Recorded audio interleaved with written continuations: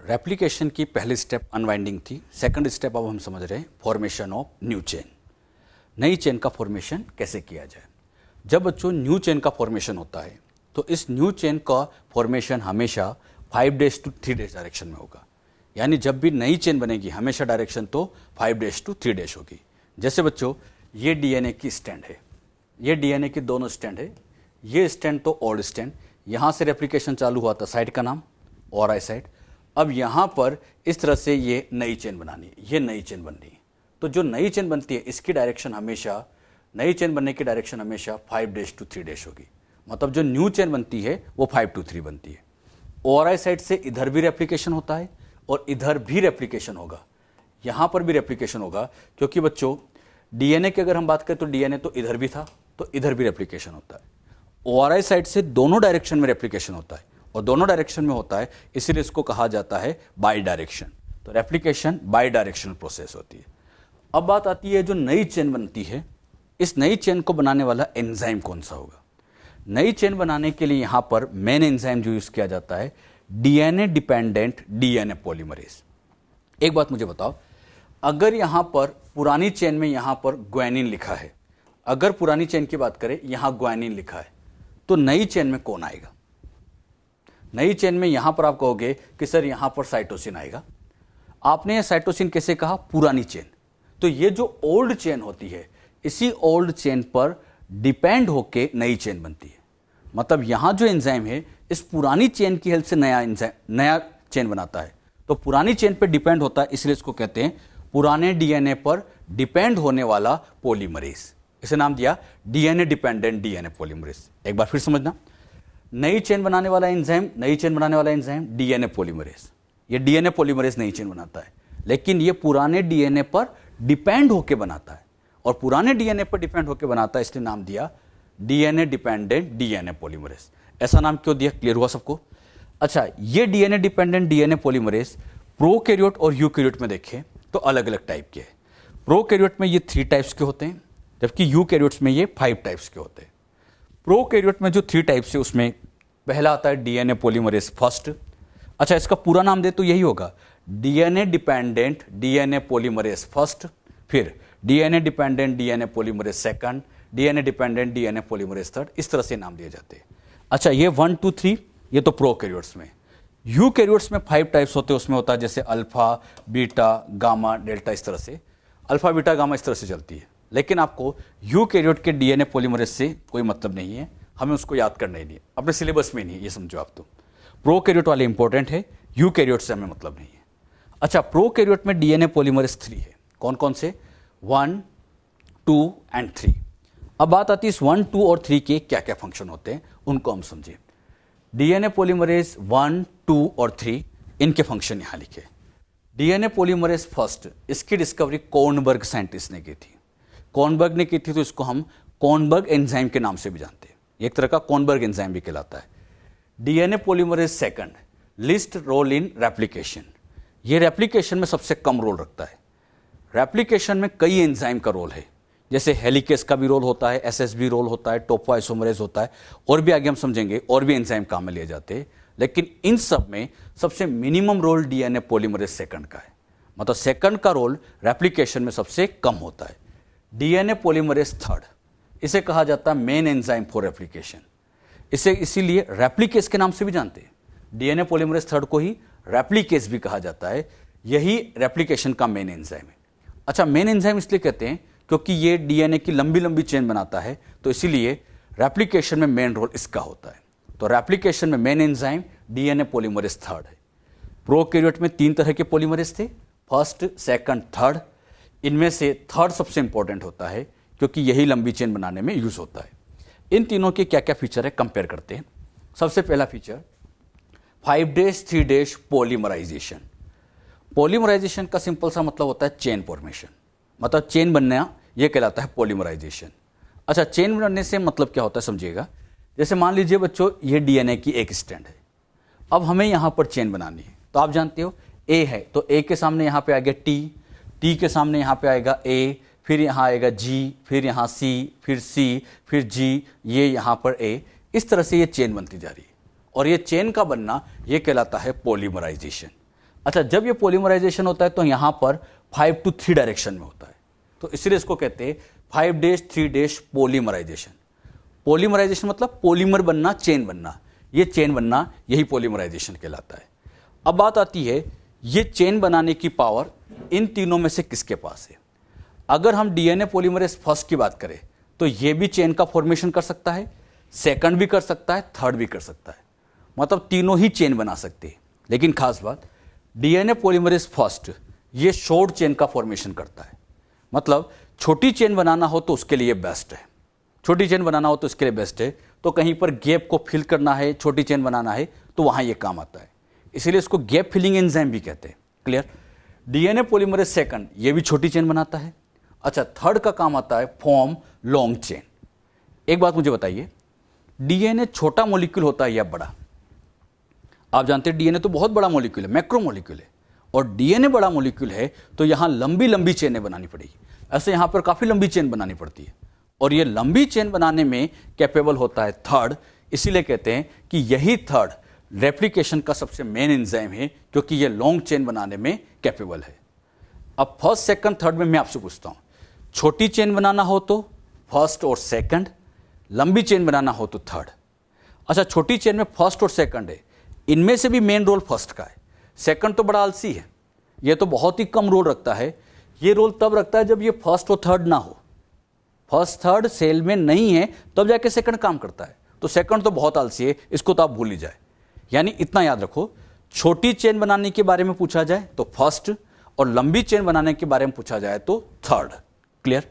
अगला पॉइंट आता है removal of RNA primer. RNA primer को रिमूव करना। ये आरएनए प्राइमर क्या होता है, क्यों इसको रिमूव करते हैं, इसके बारे में आगे हम मैकेनिज्म में समझेंगे।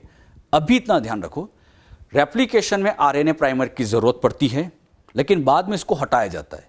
इसको हटाने का काम डीएनए पॉलीमरेज फर्स्ट यस कर सकता है, सेकंड में ये पावर नहीं है, थर्ड में ये पावर नहीं है। ये बहुत इंपॉर्टेंट फंक्शन है।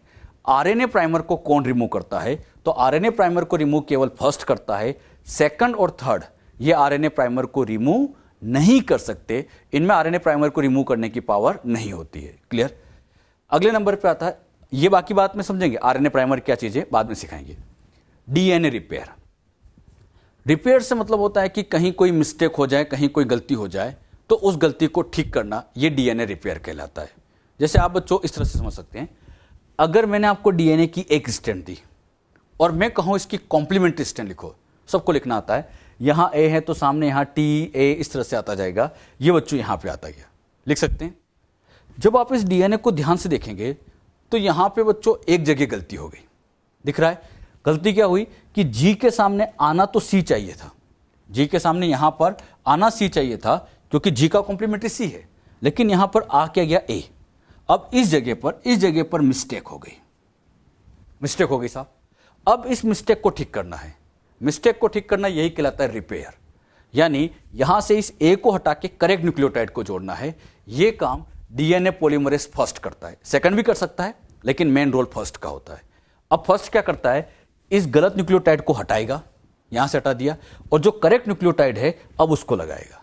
तो गलत को हटा के करेक्ट न्यूक्लियोटाइड को यहां अटैच करने का काम ये डीएनए पॉलीमरेज फर्स्ट भी कर सकता है, सेकंड कर सकता है, लेकिन मेन फर्स्ट। यानी फर्स्ट मेन काम करता है। तो कई बार कहा जाता है रिपेयर का main enzyme DNA polymerase first है, ये रिपेयर का काम ये थर्ड वाला नहीं कर सकता। रिपेयर फर्स्ट सेकंड कर सकते हैं, थर्ड नहीं कर सकते। एक बार फिर सुन लेना, आरएनए प्राइमर को रिमूव फर्स्ट करता है, सेकंड थर्ड नहीं। रिपेयर का काम फर्स्ट सेकंड कर सकता है, थर्ड नहीं। नेक्स्ट आता है 5 days 3 days एक्सोन्यूक्लियस। दो तरह के न्यूक्लियस होते हैं, एंडोन्यूक्लियस, एक्सोन्यूक्लियस।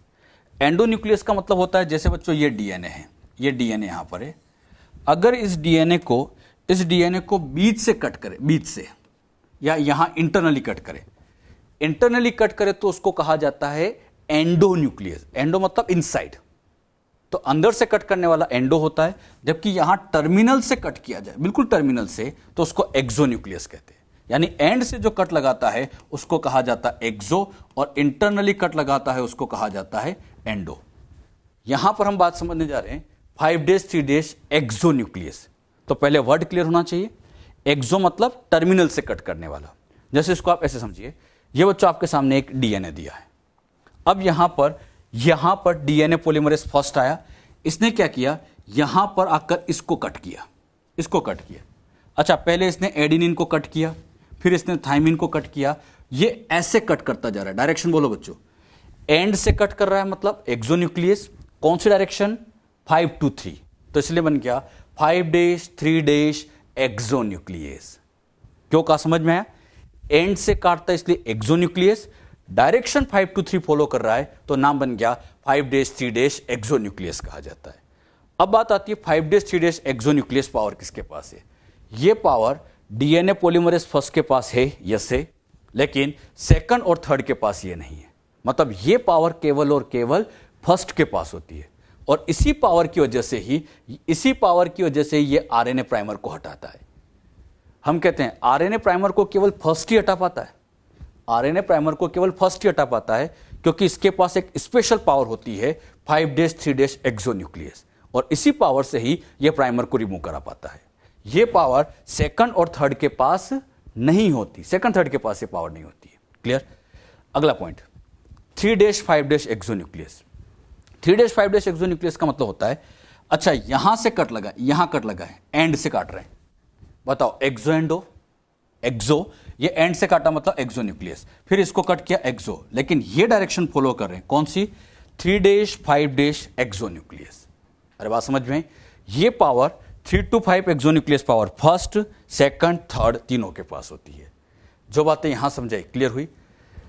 5' 3' एक्सोन्यूक्लियस केवल फर्स्ट के पास है, लेकिन 3 to 5 एक्सोन्यूक्लियस ये तीनों के पास ये पावर होती है। जो बातें इनकी समझाई गई, ये बातें अच्छे से याद रखें। इनसे रिलेटेड कुछ क्वेश्चन मैं आपसे पूछ रहा हूं। शॉर्ट चेन बनाना है, DNA polymerase first, long chain बनाना है, डीएनए पॉलीमरेज थर्ड, प्राइमर हटाना है, डीएनए पॉलीमरेज फर्स्ट, रिपेयर करना है, डीएनए पॉलीमरेज फर्स्ट सेकंड दोनों, लेकिन मेन फर्स्ट। अच्छा, अगर हमें 5' 3' एक्सोन्यूक्लियस प्रॉपर्टी की बात करें तो फर्स्ट के पास, 3 to 5 एक्सोन्यूक्लियस तीनों के पास होती है। तो इस तरह से यहां पर क्वेश्चन बनते हैं।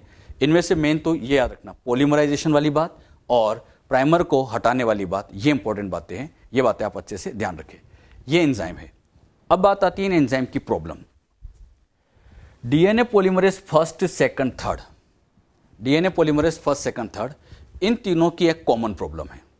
तीनों की कॉमन प्रॉब्लम ये होती है कि ये तीनों ही कांट स्टार्ट रेप्लिकेशन, ये रेप्लिकेशन को स्टार्ट नहीं कर सकते। ये इनकी एक सबसे बड़ी प्रॉब्लम है। तीनों की प्रॉब्लम है, फर्स्ट हो, सेकंड हो, थर्ड हो, तीनों की एक कॉमन प्रॉब्लम है, रेप्लिकेशन को स्टार्ट नहीं कर सकते।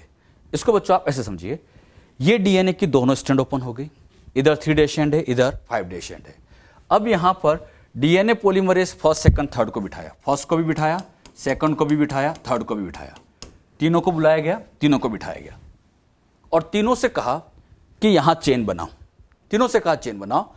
इन तीनों ने ही चेन बनाने से मना कर दिया, मतलब तीनों ने यहां चेन बनाने से मना कर दिया। तीनों का इतना सा कहना है कि हम यहां चेन तो बना सकते हैं, लेकिन यहां पर पहले कोई स्टार्ट करके दे दे, क्योंकि इन तीनों को यहां बैठने के लिए, यहां इस जगह पर यहां बैठने के लिए इन्हें एक बेस चाहिए होता है।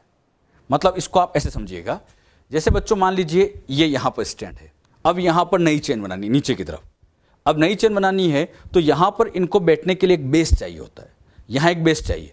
अगर वो बेस ही नहीं है, अगर यहां बेस नहीं है तो ये बैठ नहीं पाते, क्योंकि उस बेस को होल्ड करके बाइंड होते थे और फिर ये चेन बनाते थे। यानी सबसे बड़ी प्रॉब्लम ये है कि इनको बैठने के लिए यहां पर एक बेस की रिक्वायरमेंट होती है, स्टार्ट करने के लिए एक बेस चाहिए।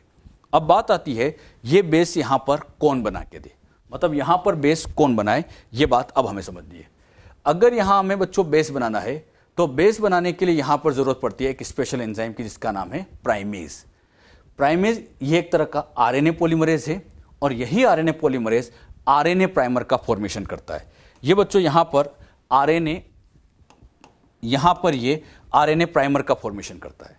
आरएनए प्राइमर मतलब शॉर्ट चेन ऑफ आरएनए होती है। इसको बहुत ध्यान से आप समझिएगा। सबसे पहले ये प्राइमेज आकर यहां जुड़ता है, यहां प्राइमेज आकर जुड़ता है।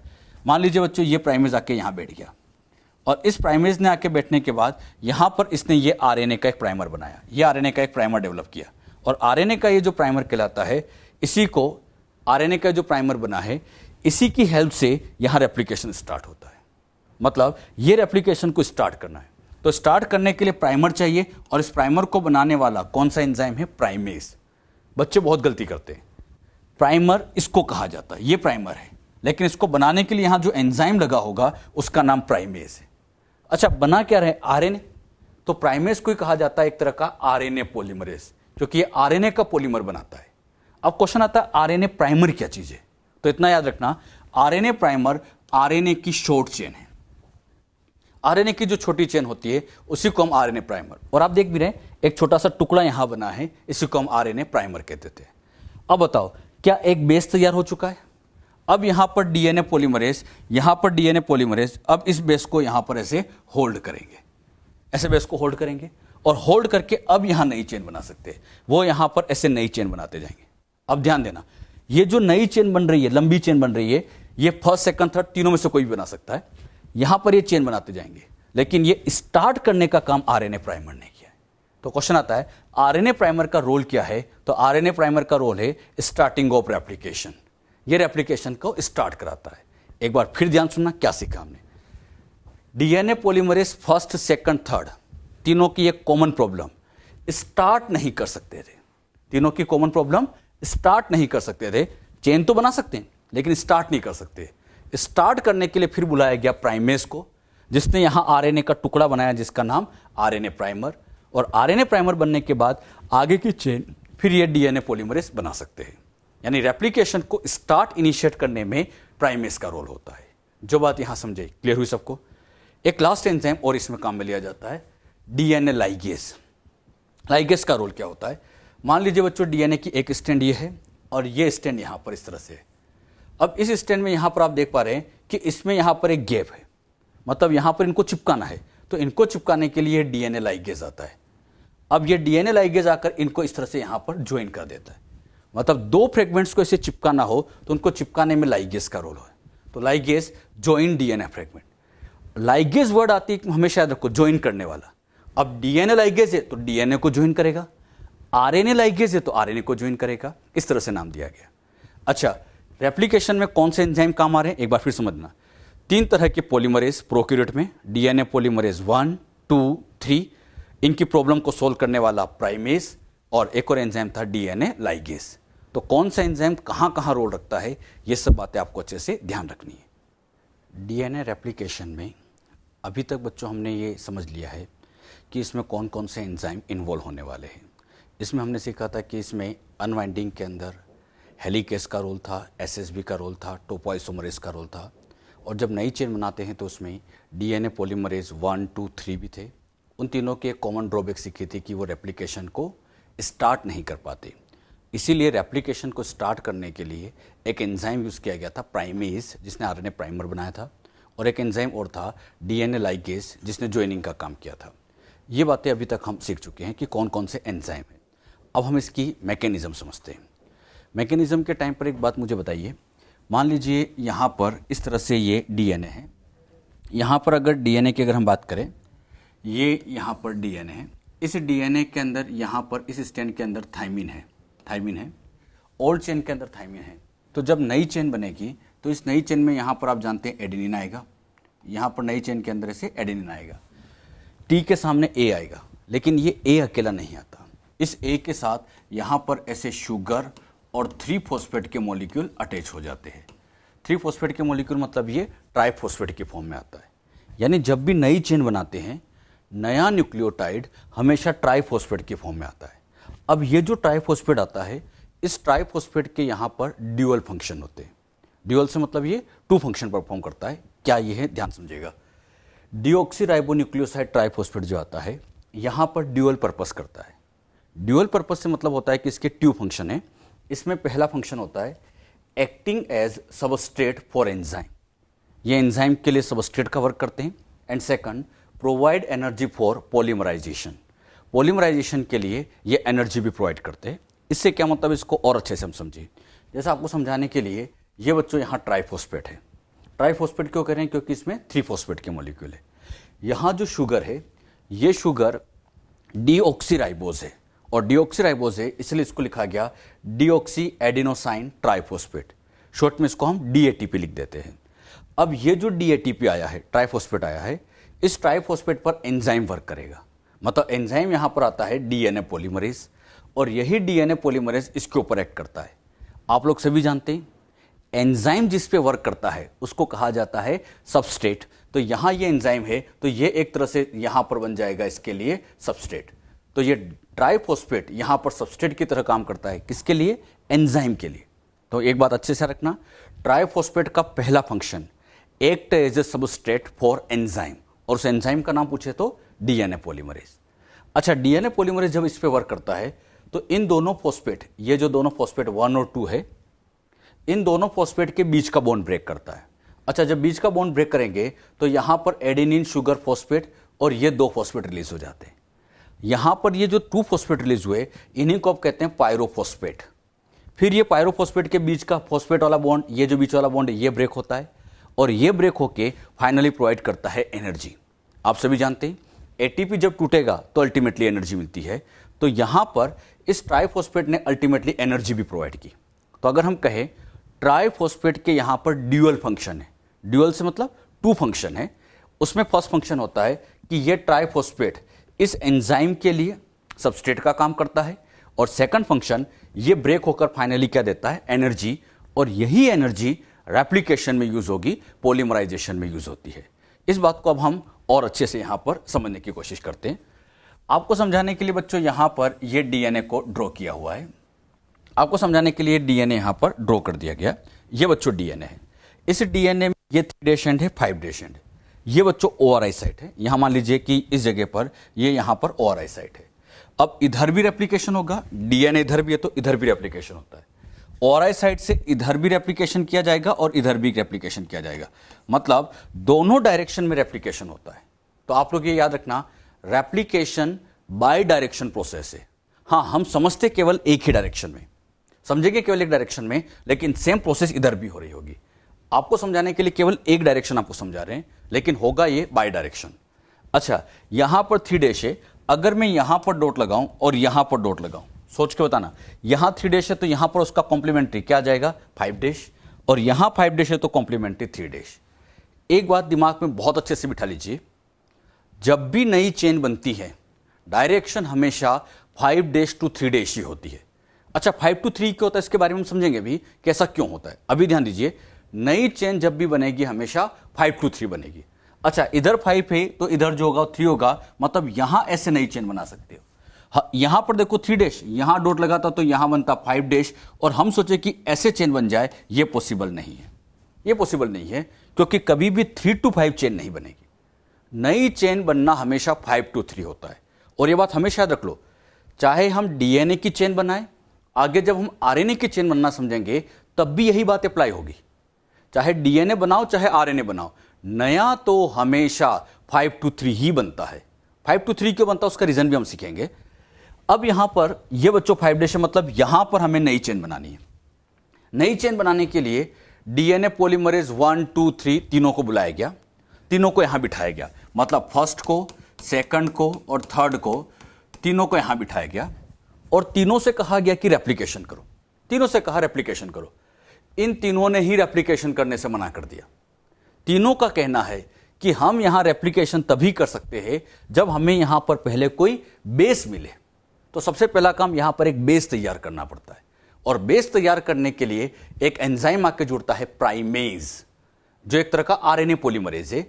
और वही प्राइमेज एंजाइम यहां पर आरएनए का एक टुकड़ा बनाता है जिसको हमने कहा था आरएनए प्राइमर। मतलब यहां पर इस जगह पर यह सबसे पहले आरएनए प्राइमर का फॉर्मेशन होता है। यह आरएनए प्राइमर बन गया, और बनाने वाला कौन था? प्राइमेज। अब यहां देखिएगा, इधर 5' है, इधर 3' है। एक तरफ 5 तो अगला 3 होगा, एक 5 तो अगला 3 होता ही है। 5 और 3 की पहचान मैंने आपको सिखाई है। फॉस्फेट फ्री हो, ध्यान से सुनना, फॉस्फेट फ्री हो तो 5' होता है, और OH फ्री हो तो 3' होता है। यहां पर 3' है, मतलब श्योर है कि यहां पर OH फ्री होगा। यहां पर क्या फ्री होगा? OH।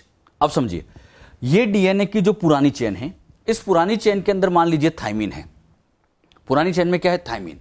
तो जब यहां नई चेन बनाएंगे तो नई चेन बनाते समय यहां पर T के सामने A आएगा, लेकिन खास बात, यहां जो ए आया इसमें शुगर भी है और फॉस्फेट भी है, मतलब यहां 3 फॉस्फेट के मॉलिक्यूल है, मतलब ये ट्राइफॉस्फेट के फॉर्म में आया और इसी को यहां पर एग्जैक्टली कहा जाएगा DATP।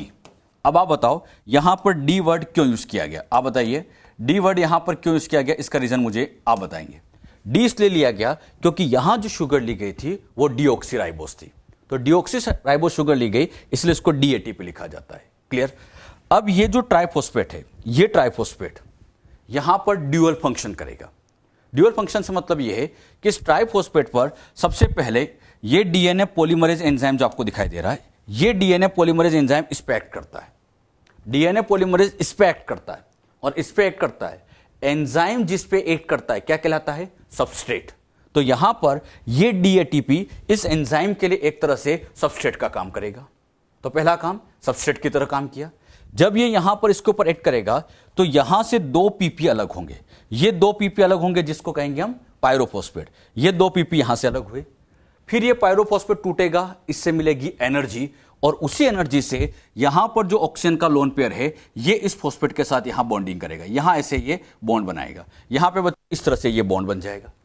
अच्छा, ये बॉन्ड बनाने में यहां से जो एनर्जी रिलीज हुई वही यूटिलाइज कर ली गई।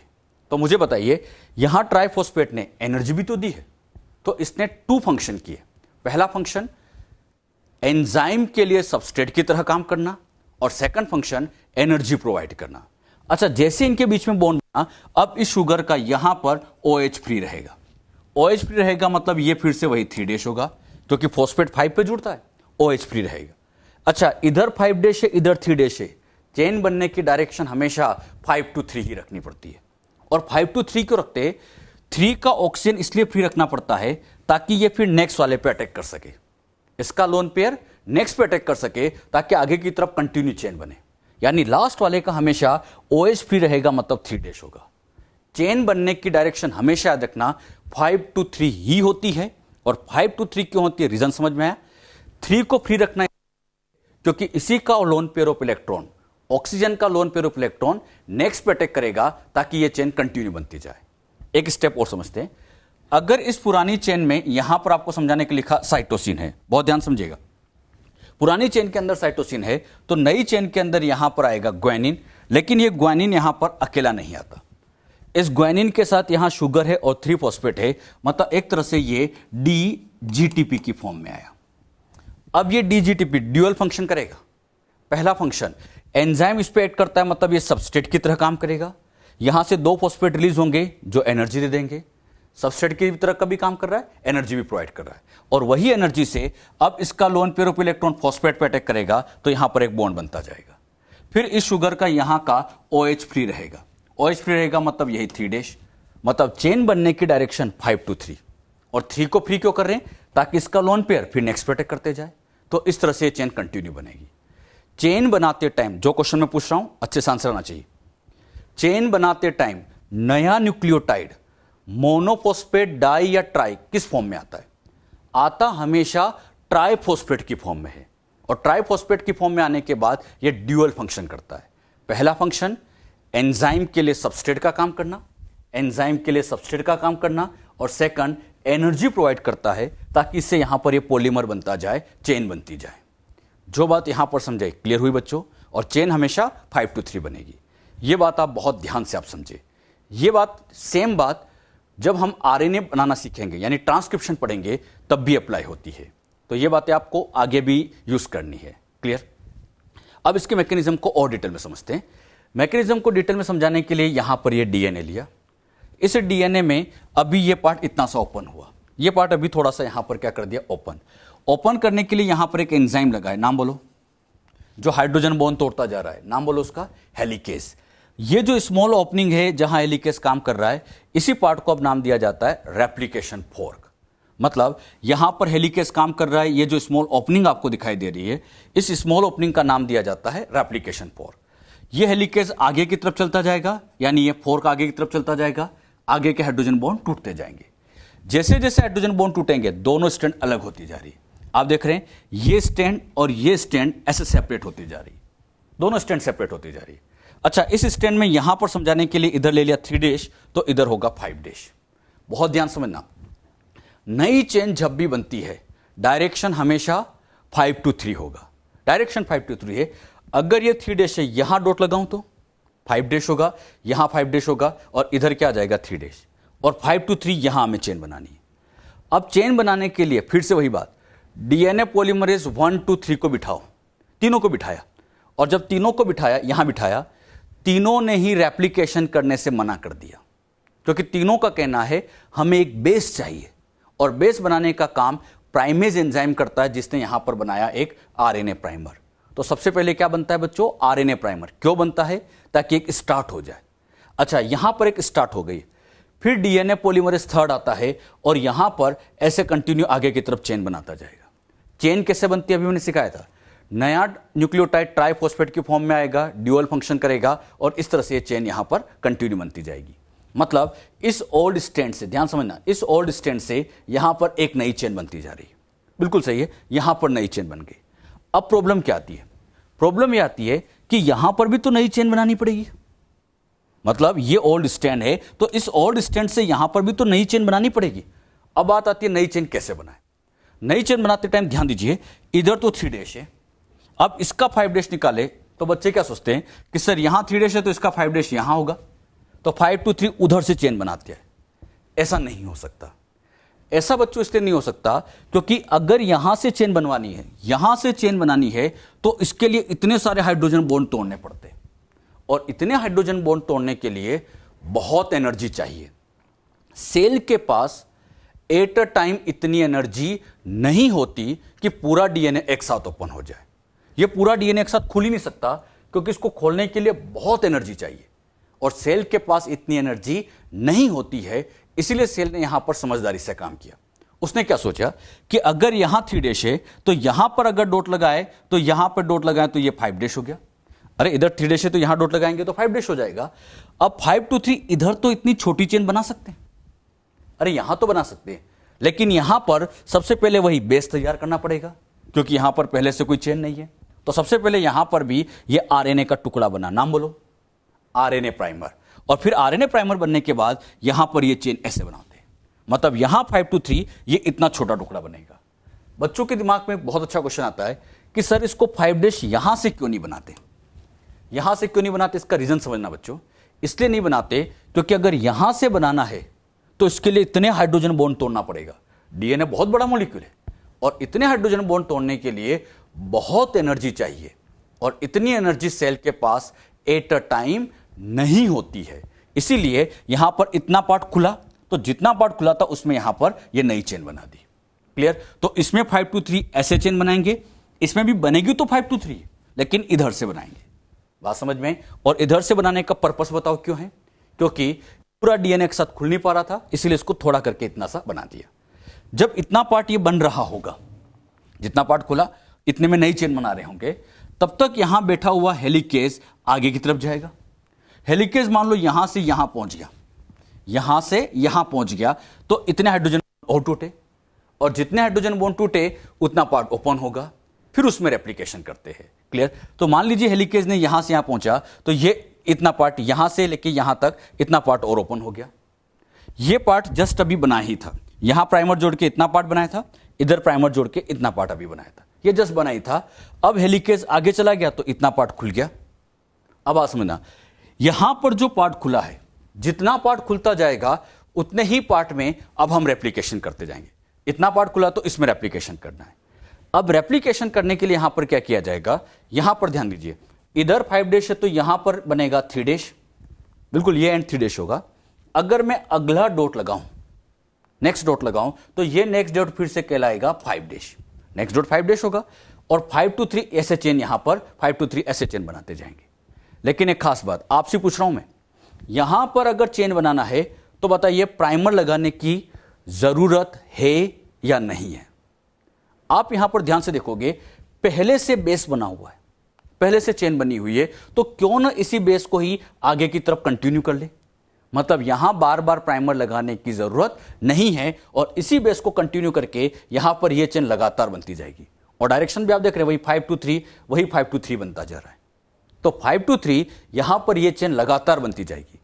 इसमें प्राइमर केवल एक ही बार स्टार्टिंग में लगेगा, बार बार इसको फिर कंटिन्यू आगे की तरफ बनाते चले जाएंगे। अच्छा, इधर तो नई चेन बना ली। अब प्रॉब्लम वापस इसी के साथ आती है, प्रॉब्लम तो इसके साथ आती है। यहां 3 डैश है तो यहां पर बनेगा बच्चों 5 डैश। अब सोच के बताना, यहां डॉट लगाऊं तो यहां डॉट लगाऊं तो ये बनेगा 3 डैश, और यहां डॉट लगाए तो यहां बनेगा 5 डैश। तो 5 to 3 यहां पर ऐसे चेन बनानी पड़ेगी। अब यहां पर चेन बनाना है, यहां से ऐसे बच्चों इस डायरेक्शन में यहां ये चेन बनानी है, इधर से ऐसे बनानी है। अब यहां चेन बनानी है, ध्यान से बताना, क्या यहां पहले से कोई बेस है? नहीं है। और जब पहले से कोई बेस नहीं है, यहां पहले से कोई बेस नहीं है, तब तो फिर प्राइमर लगाना पड़ेगा, मजबूरी है। यहां प्राइमर लगाना पड़ेगा, तो यहां पर सबसे पहले ये प्राइमर आके जुड़ा, ये 5 डैश एंड पर ऐसे प्राइमर आके जुड़ गया। प्राइमर जुड़ने के बाद अब इतने से पार्ट में ये एक छोटी सी चेन यहां बन जाएगी, वही 5 to 3 इधर चेन बनती जाएगी। मतलब पहले ये इतना बना, इतना पार्ट खुला तो फिर इतना बना, मतलब इसको टुकड़ों टुकड़ों में बनाते हैं। बहुत ध्यान समझना, ये वाला पार्ट पहले इतना बनता है, फिर इतना बनता है, फिर ये थोड़ा खुलेगा तो फिर थोड़ा बनेगा, ये थोड़ा थोड़ा करके बनता जाता है। जबकि ये चेन तो लगातार कंटिन्यू बनती जाएगी, यानी एक चेन कंटिन्यू बनेगी और एक चेन ऐसे डिसकंटिन्यू, मतलब थोड़ा थोड़ा करके बनाते हैं। मेरा क्वेश्चन आपसे पूछ फिर है, इस चेन को ऐसे डिसकंटिन्यू क्यों बनाया? डिसकंटिन्यू बनाने के पीछे मैं कहूं तो 2 रीजन है। फर्स्ट रीजन ये आता है कि एक तो डायरेक्शन 5 to 3 रखना है। सबसे बड़ी प्रॉब्लम डायरेक्शन ही है, डायरेक्शन हमेशा 5 to 3 ही रखना है। अगर इस डायरेक्शन का चक्कर नहीं होता तो इधर 3 to 5 इधर लगातार बनाते चले जाते, लेकिन हमें डायरेक्शन पॉलीमराइजेशन की 5 to 3 ही रखना होता है, इसीलिए इसको थोड़ा थोड़ा करके बनाया गया। और सेकंड रीजन आता है, पूरा डीएनए एक साथ ओपन नहीं हो पाता, क्योंकि इस पूरे डीएनए को एक साथ ओपन करने के लिए बहुत सारे हाइड्रोजन बॉन्ड तोड़ने पड़ेंगे, और इतने हाइड्रोजन बॉन्ड तोड़ने पड़ेंगे तो बहुत ज्यादा एनर्जी चाहिए। इतनी एनर्जी सेल के पास एट अ टाइम नहीं होती है, इसलिए इसको थोड़ा थोड़ा करके बनते हैं। फिर ये हेलिकेज यहां जो बैठा हुआ है थोड़ा आगे जाएगा, ये लगातार बनता जाएगा, फिर इसमें एक छोटा टुकड़ा बनाएंगे, मतलब ये लगातार बनता जाएगा और इसको ऐसे टुकड़ों टुकड़ों में बनाते जाएंगे। इनमें से जो स्ट्रैंड यहां पर ऐसे कंटिन्यू बनती जा रही है, बहुत ध्यान सुनिएगा, जो स्ट्रैंड ऐसे कंटिन्यू बनती जा रही है, इस स्ट्रैंड को नाम दिया जाता है लीडिंग स्ट्रैंड या कॉन्टिन्यूअस स्ट्रैंड। लीडिंग इसलिए कहते हैं क्योंकि लीड करता जा रहा है, कॉन्टिन्यूअस मतलब लगातार बनता जा रहा है, तो ये स्ट्रैंड तो हो जाएगी लीडिंग और कंटिन्यूअस स्ट्रैंड। क्लियर, ये तो लीडिंग हो जाएगी। इस वाली स्ट्रैंड को ऐसे छोटे छोटे टुकड़ों में बनाया तो ये स्ट्रैंड कहलाती है लैगिंग या डिसकंटिन्यूअस स्ट्रैंड, या इसी को एक नाम और दिया जाता है ओकाजाकी फ्रैगमेंट्स। ओकाजाकी एक साइंटिस्ट है, उन साइंटिस्ट ने बताया था कि इसमें चेन कैसे बननी चाहिए, तो उन्हीं के नाम पे दिया गया ओकाजाकी फ्रैगमेंट। तो यहां 2 तरह की स्ट्रैंड है, एक है लीडिंग और एक है लैगिंग। 2 तरह की, लीडिंग एंड लैगिंग। लीडिंग का दूसरा नाम कॉन्टिन्यूअस, लैगिंग का दूसरा नाम डिसकंटिन्यूअस या ओकाजाकी फ्रैगमेंट है। एक बहुत इंपॉर्टेंट क्वेश्चन अब हम लेते हैं। क्वेश्चन क्या है, ये बच्चों यहां पर ऐसे इस डायरेक्शन में ये रेप्लिकेशन फोर्क है, ये फोर्क की ओरिजिनल डायरेक्शन ऐसे ऊपर की तरफ जा रहा है। अब बताओ, जिस डायरेक्शन में ये फोर्क जा रहा है, लीडिंग, लीडिंग की बात कर रहा हूं, लीडिंग सेम डायरेक्शन में है या अपोजिट डायरेक्शन, अवे डायरेक्शन? आप देखोगे फोर्क को ऊपर की तरफ है तो ये भी तो ऊपर ही जा रहा है, मतलब जिस डायरेक्शन में फोर्क होता है लीडिंग की डायरेक्शन सेम वही रहती है। ये नीट में आ चुका है क्वेश्चन, ध्यान से सुनना। जिस डायरेक्शन में फोर्क है लीडिंग उसी डायरेक्शन में होगा। तो बात आती है फिर लेगिंग कहां बनेगा? बताओ, फोर्क तो ऊपर है और लेगिंग ऐसे बनता है, अपोजिट डायरेक्शन में देखिए आप, ये ऐसे बनता जा रहा है तो ये अपोजिट डायरेक्शन में बनता जाएगा। यानी फोर्क अगर अप फॉरवर्ड है तो यहां पर लेगिंग स्ट्रैंड उससे अवे बनती जाएगी। ये क्वेश्चन नीट में आ चुका है, बहुत ध्यान समझेगा। जिस डायरेक्शन में फोर्क, लीडिंग उसी डायरेक्शन में बनता है, जबकि लेगिंग उससे अवे डायरेक्शन में बनता है। जो बात यहां सिखाएगी बहुत अच्छे से आपको यह बात ध्यान रखनी है। एक वर्ड में बच्चे बड़े कंफ्यूज होते हैं, वर्ड होता है टेम्पलेट स्टैंड। टेम्पलेट आते ही बच्चे गड़बड़ करना चालू करते हैं। एक बात यहां पर अब आप ध्यान समझिएगा, टेम्पलेट स्टैंड किसको कहते हैं? टेम्पलेट बच्चों हमेशा ओल्ड स्टैंड को कहा जाता है। ओल्ड मतलब पुरानी स्टैंड। अब आप देखो, ये जो ब्लैक कलर से दिखाई दे रही है ओल्ड है, और ये हल्की सी जो ब्राउन कलर की दिख रही है न्यू है। मतलब ये तो हो गई ओल्ड और ये हो गई न्यू। अब बताओ, टेम्पलेट किसको कहेंगे? Old stand. टेम्पलेट मतलब ओल्ड स्टैंड को कहा जाता है। Old stand which form something, old stand जिससे कुछ बनता है उसी को एग्जैक्टली कहा जाता है टेम्पलेट। अब यहां पर टेम्पलेट की डायरेक्शन ध्यान से देखना। टेम्पलेट की अगर मैं डायरेक्शन पूछूं आपसे, टेम्पलेट मतलब ओल्ड, ओल्ड स्ट्रैंड की डायरेक्शन 3 to 5 है, ओल्ड की डायरेक्शन 3 to 5 है, तो यहां पर लीडिंग बनता है। यानी ओल्ड की अगर पोलैरिटी, पोलैरिटी मतलब डायरेक्शन अगर 3 to 5 है तो इस पे हमेशा लीडिंग या कॉन्टिन्यूस स्ट्रैंड बनेगी। अब यहां पर आप ध्यान दीजिए, यहां पर ये ब्लैक कलर वाली ये तो हो जाएगी फिर से वही ओल्ड, और ये हल्की सी ब्राउनिश कलर की ये बन जाएगी न्यू। तो ये जो ब्लैक कलर की स्ट्रैंड है इसको भी यहां पर कहेंगे टेम्पलेट। लेकिन इस टेम्पलेट की डायरेक्शन 4 को ऊपर जा रहा है, तो टेम्पलेट की डायरेक्शन 5 to 3 तो 5 to 3 पोलैरिटी वाली अगर टेम्पलेट स्ट्रैंड है तो इससे हमेशा लेगिंग बनता है। किससे लीडिंग बनता है, किससे लेगिंग बनता है, यह पॉइंट अपनी एनसीईआरटी में लिखा है।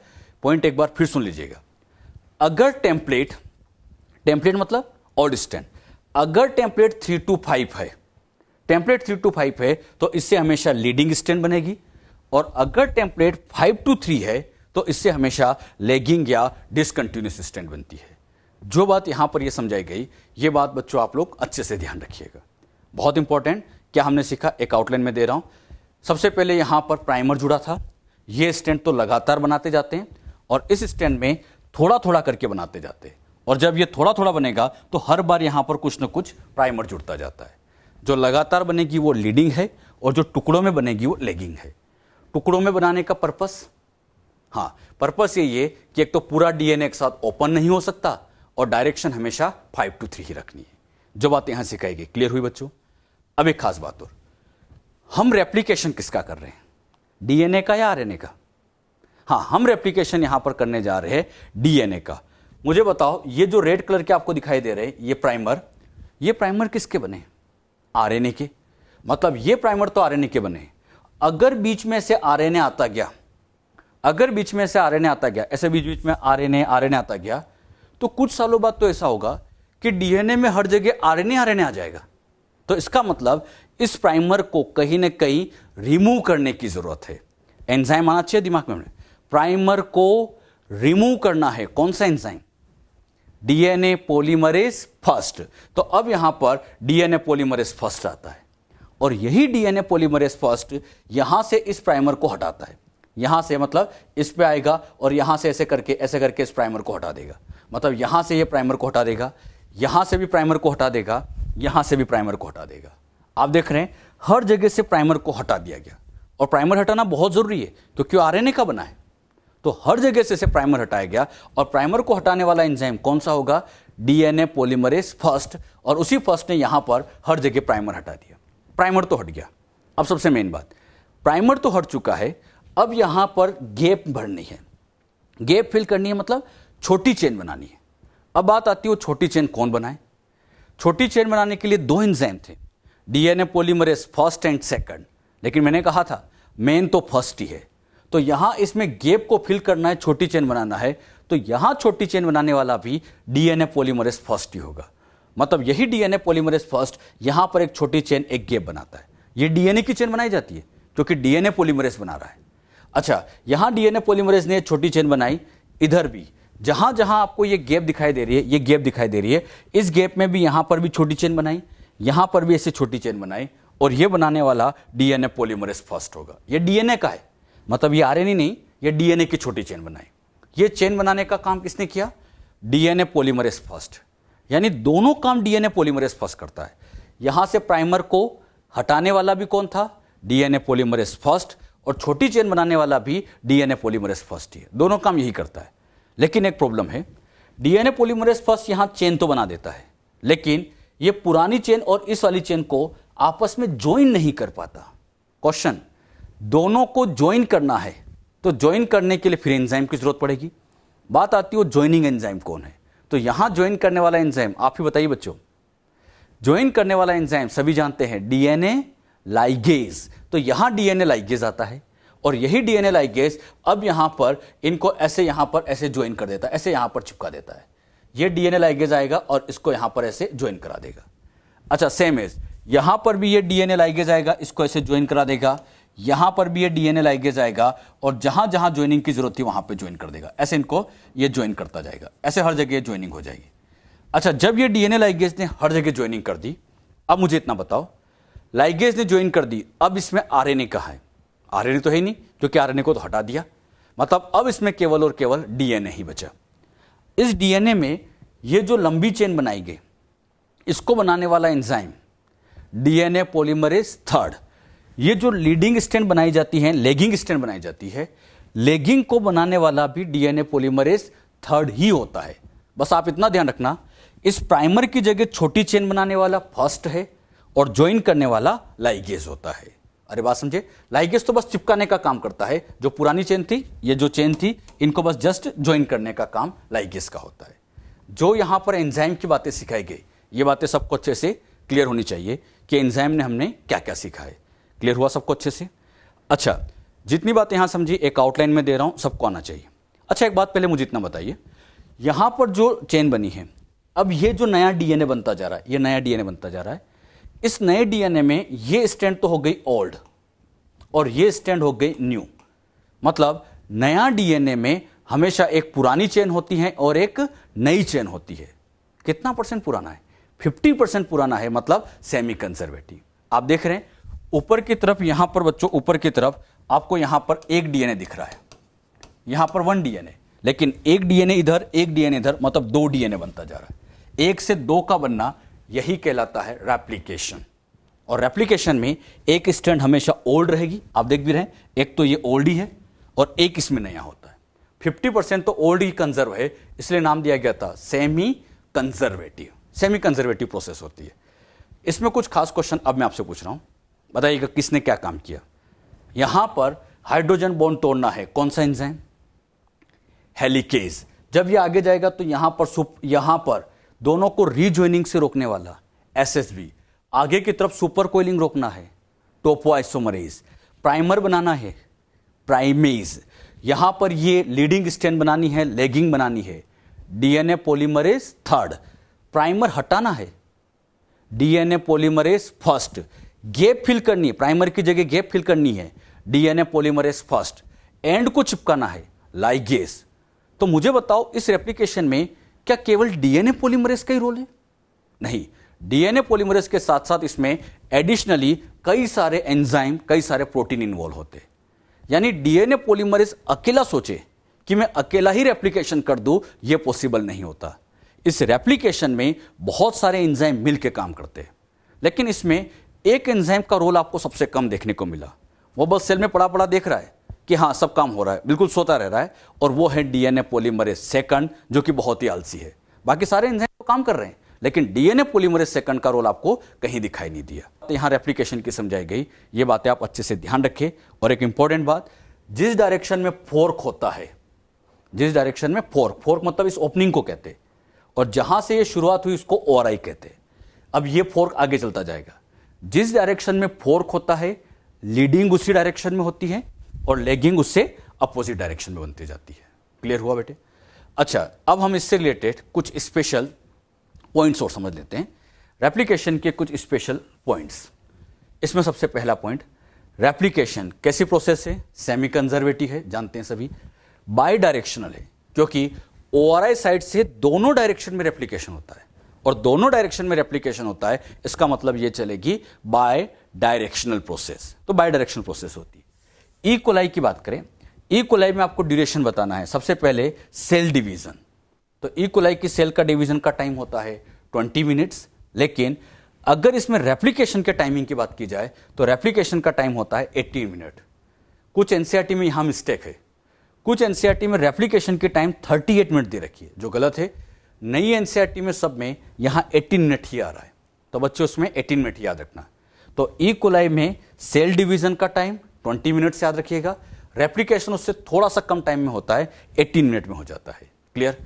अच्छा, एक बात मुझे बताओ, 18 मिनट में पूरा डीएनए रेप्लिकेट करना है, किसका? ई कोलाई का। ई कोलाई में टोटल बेस पेयर आप जानते हैं, ई कोलाई में बेस पेयर होते हैं 4.6 इंटू 10⁻6 बेस पेयर, याद है सबको? 4.6 इंटू 10⁻6 इतने बेस पेयर है, और ये बेस पेयर कितने मिनट में रेप्लिकेट हुए?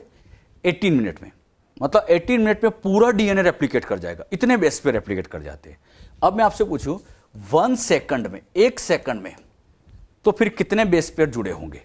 अगर हम 1 सेकंड में निकाले तो 1 सेकंड में एक डायरेक्शन में, बाय डायरेक्शन थी, एक डायरेक्शन में अगर हम निकाले तो total 2000 base pair in one direction, एक डायरेक्शन में 2000 बेस पेयर जुड़ेंगे। यानी रेप्लिकेशन में जरा सोचिए, 1 सेकंड में 2000, ये डीएनए है और यहां पर 1 सेकंड में 2000, काउंट करिए 1 2 3 4 5 6, ऐसे 2000 जुड़ रहे हैं। मतलब 1 सेकंड में 2000 बेस पेयर जुड़ जाते हैं, यानी बहुत ही फास्ट होती है। अरे सेकंड तो देखते ही हो जाता है, और देखते ही 2000 बेस पेयर जुड़ते हैं, मतलब ये प्रोसेस बहुत ही फास्ट होती है। अच्छा, फास्ट के साथ साथ एक्यूरेसी भी होती है। ऐसा नहीं कि यहां फास्ट जोड़ना है तो कुछ भी जोड़ते चले जाए, यानी रेप्लिकेशन में फास्ट के साथ साथ एक्यूरेसी होना भी बहुत जरूरी है। तो रेप्लिकेशन में सबसे main point, average rate of polymerization कितना होता है, तो 2000 होता है, यानी 1 सेकंड में 2000 बेस पेयर जुड़ते हैं।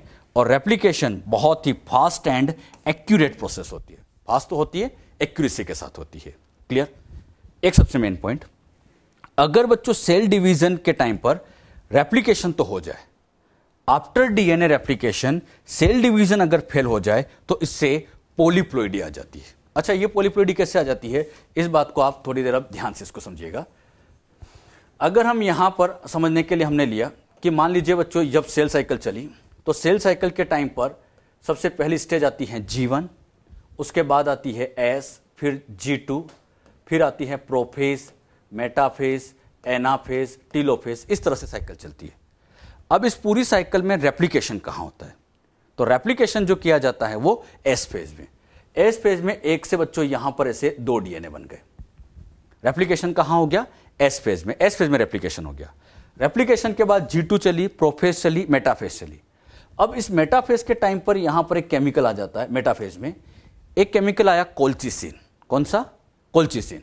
वर्ड याद रखना, कोल्चिसिन।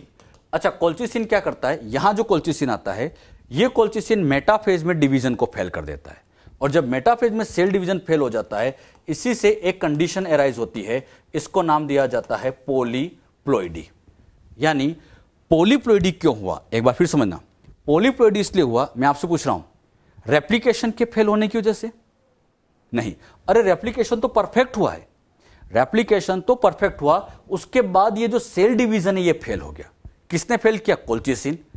कोल्चिसिन बच्चों स्पिंडल फाइबर ही नहीं बनने देता है, और जब स्पिंडल फाइबर नहीं बनेगा तो प्रॉपर सेल डिवाइड नहीं कर पाती, और इसी से पॉलीप्लॉइडी अराइज हो जाती है। तो याद रखना, क्वेश्चन में पूछता हूं आपसे, पॉलीप्लॉइडी इसलिए आती है क्योंकि रेप्लिकेशन गड़बड़ हो जाता है, नहीं।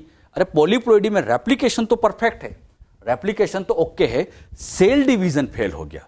और ये फेल किसने किया, तो कोल्चिसिन। आपके एनसीईआरटी में बड़ा अच्छा पॉइंट लिखा है कि any failure in cell division after replication result into polyploidy. मतलब सेल डिवीजन फेल हो जाए रेप्लिकेशन के बाद तो इससे पॉलीप्लॉइडी अराइज होती है। ये जो स्पेशल पॉइंट है ध्यान रखिएगा, रेप्लिकेशन बाय डायरेक्शन है, सेमी कंजर्वेटिव है। ई कोलाई में ये ड्यूरेशन याद रखिए, 1 सेकंड में 2000 बेस पेयर एक डायरेक्शन में जुड़ते हैं बेटे, एक डायरेक्शन में जुड़ते हैं, मतलब बहुत ही फास्ट और एक्यूरेट प्रोसेस होती है। ये जो स्पेशल पॉइंट दिए गए ये भी आप लोगों को याद रखना है। क्लियर?